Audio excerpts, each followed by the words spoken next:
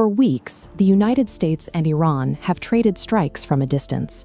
But military strategists are hitting a harsh reality. You cannot capture a country from the sky. To actually defeat Iran, Washington is seriously considering putting boots on the ground. The Pentagon is moving the pieces into place.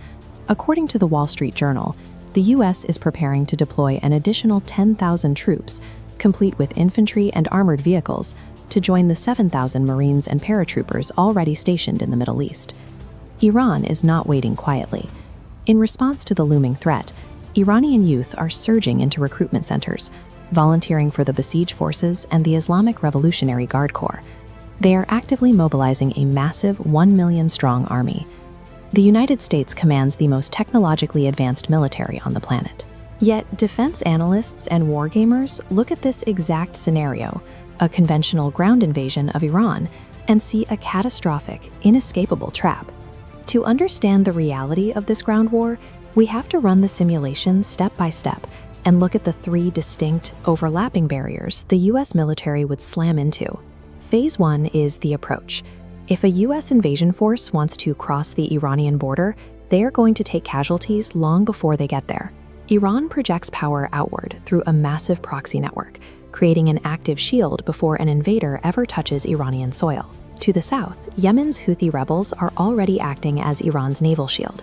Using small, armed fast attack boats and asymmetric tactics, they are choking the Red Sea, targeting American warships, and securing Iran's critical maritime supply routes. Over on the western flank, Hezbollah operates out of Lebanon as a heavily armed distraction. By keeping critical U.S. allies like Israel pinning down in regional combat, Hezbollah splits international focus and military resources.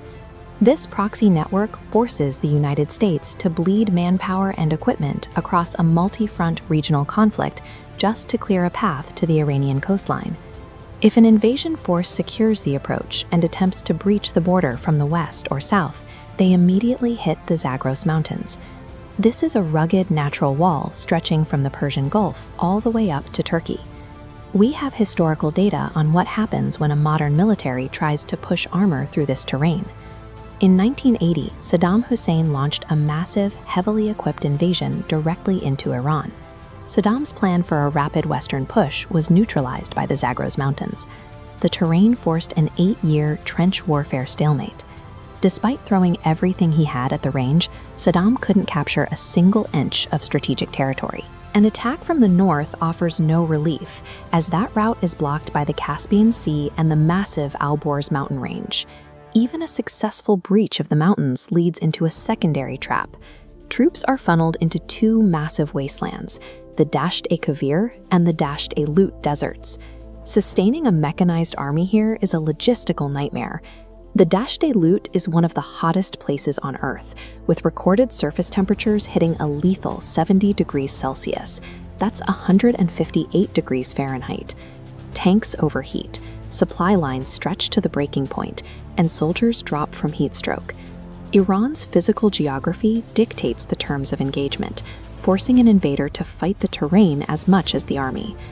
Now we wargame the final stage.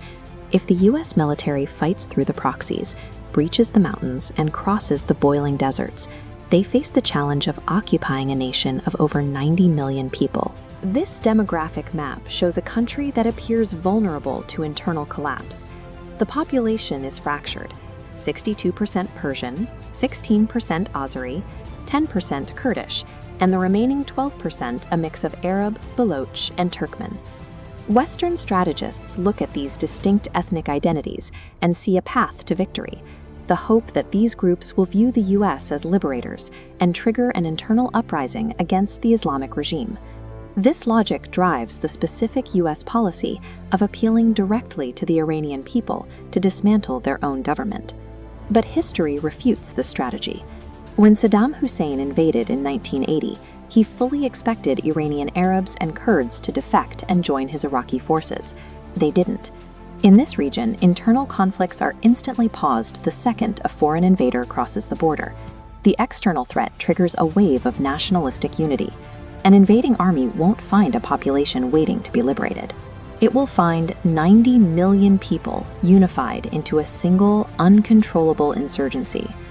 When you pull back from the tactical simulation and look at the strategic reality on the Pentagon's desk, the picture is bleak. To successfully invade, a force must simultaneously fight a decentralized proxy war, overcome the most difficult natural barriers in the Middle East, and suppress a unified population of 90 million. Compared to the conflicts in Iraq or Afghanistan, a ground war in Iran would dwarf previous Middle Eastern engagements in both duration and human devastation. The United States military may have the most advanced technology on Earth, but in a ground war against Iran, geography and history dictate the winner.